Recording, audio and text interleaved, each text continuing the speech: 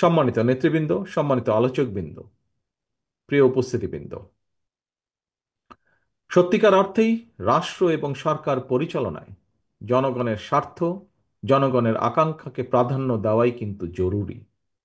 কারণ কোনো সরকার কিংবা সরকার প্রধানের নিজেদের চিন্তা জনগণের উপরে চাপিয়ে দেওয়ার প্রবণতা থেকেই কিন্তু শাসন প্রশাসনে মন মগজে স্বৈরাচারের বীজ রোপিত হয়।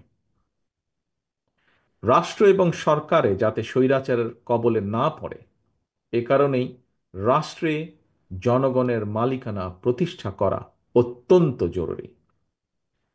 জনগণের ভোটে জনগণের কাছে জবাবদিহিমূলক সরকার প্রতিষ্ঠার মাধ্যমে একমাত্র রাষ্ট্র এবং সরকারকে জনগণের কাছে দায়বদ্ধ করা যায়।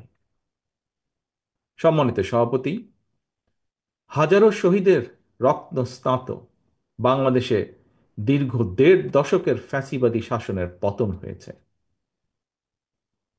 একটি অন্তর্বর্তীকালীন সরকার দেশ পরিচালনা করছে বর্তমানে। গণ অভ্যুত্থানের পর বিশেষ পরিস্থিতিতে দায়িত্ব নেওয়া এই সরকার হয়তো বৈধ, তবে এই সরকার কোনোভাবেই কিন্তু জবাবদিহিমূলক নয় এবং জনগণের কাছে এই সরকারের জবাবদিহি করার কোনো সুযোগও নেই। দেশের বর্তমান অন্তর্বর্তীকালীন সরকার ১০ মাসেও জাতীয় নির্বাচনের সুস্পষ্ট তারিখ ঘোষণা করেনি। ফলে রাষ্ট্র এবং রাজনীতিতে এক ধরনের অনিশ্চয়তা সৃষ্টি হয়েছে এবং এই অনিশ্চয়তা সৃষ্টি হওয়ার কারণেই আমরা যদি খেয়াল করি, দেশে অর্থনৈতিক কর্মকাণ্ড বলা যায় প্রায় স্থবির হয়ে পড়েছে। জনগণের ভোটে নির্দিষ্ট মেয়াদের একটি স্থিতিশীল সরকার না থাকায় দেশে কাঙ্ক্ষিত বিনিয়োগও হচ্ছে না। আমরা এখানে উপস্থিত প্রায় প্রত্যেকেই গণমাধ্যমে খবরে দেখেছি, ব্যবসায়িক সংগঠনগুলো বলছে নানা কারণে ইতিমধ্যেই শত শত শিল্প কলকারখানা বন্ধ হয়ে গিয়েছে। আরো অনেক কলকারখানা বন্ধ হওয়ার উপক্রম হয়ে পড়ছে।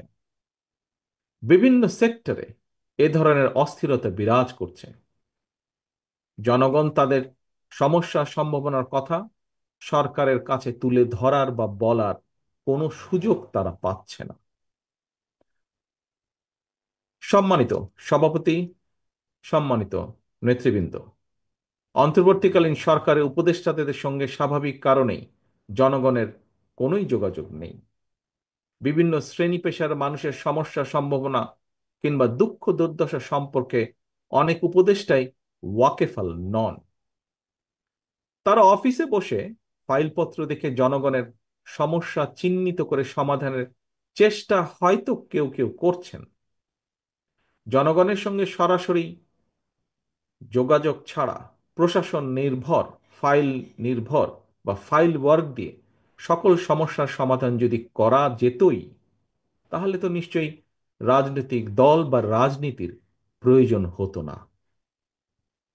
প্রিয় উপস্থিতি, দেশের জনগণ সরাসরি নিজেদের পছন্দের প্রার্থীকে ভোট দিয়ে একটি জবাবদিহিমূলক সরকার প্রতিষ্ঠিত করতে প্রস্তুত।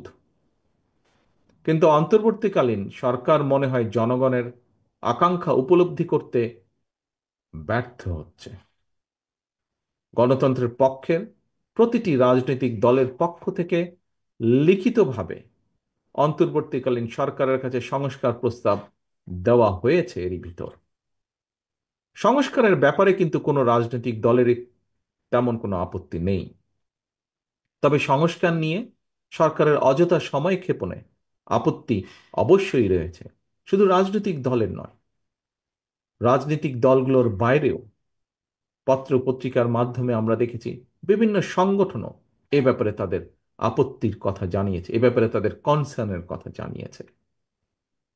এবং এ কারণেই আমরা মনে করি প্রস্তাবিত সংস্কার শেষ করে যদি তাদের ইন্টেনশন সঠিক থাকে, গণতন্ত্রের পক্ষে থাকে, আমরা দাবি করেছি ডিসেম্বরের ভিতরে নির্বাচন দিতে। তবে আমি এটাও মনে করি বিভিন্ন বিষয় বিবেচনা করে সংস্কার প্রস্তাব শেষ করে, যেহেতু কম বেশি সকল বিষয় অধিকাংশ দলগুলোর মধ্যে একমত রয়েছে ডিসেম্বরের আগেও নির্বাচন করা সম্ভব। আমি অন্তর্বর্তীকালীন সরকারের কাছে আবারও আহ্বান জানাই, জনগণের আকাঙ্ক্ষাকে ধারণ করুন, অবিলম্বে ডিসেম্বরের মধ্যেই সুনির্দিষ্ট দিনক্ষণ দিয়ে জাতীয় নির্বাচনের তারিখ ঘোষণা করুন। এখানে অন্তর্বর্তীকালীন সরকারের জয় বা পরাজয়ের কোনো কিছুই নেই, বরং স্বাধীনতা প্রিয় জনগণকে একটি সুষ্ঠু নির্বাচন উপহার দিয়ে গণতন্ত্রকেই বিজয়ী করতে সাহায্য করুন।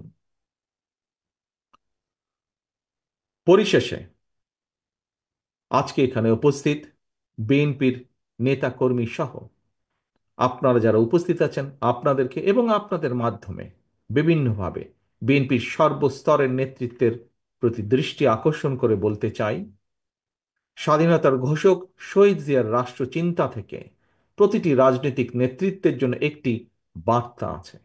কি সেই বার্তা? বার্তাটি হলো, রাষ্ট্র পরিচালনায় সফল হতে হলে জনগণের আকাঙ্ক্ষাকে ধারণ করতে হবে, দেশ এবং জনগণের স্বার্থকেই সবার আগে বিবেচনায় আনতে হবে, বিবেচনা করতে হবে।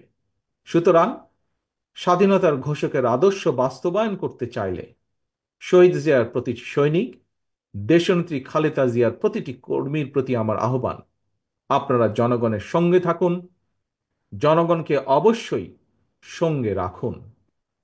প্রিয় দেশবাসী, বক্তব্য শেষে আমি একজন সন্তান হিসাবে শহীদ রাষ্ট্রপতি জিয়াউর রহমানের রুহের মাগফিরাত কামনা করছি।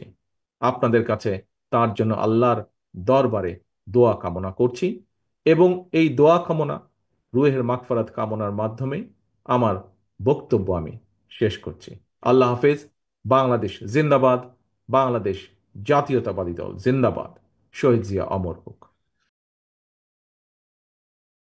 ওয়ালটন আবারও মিলিনিয়ার অফারে ওয়ালটন ফ্রিজ কিনে আপনিও হয়ে যেতে পারেন মিলিয়নিয়ার। মিলিনিয়ার ছড়াছড়ি দেশ জুড়ে, এটা শুধু ওয়ালটেনই পারে।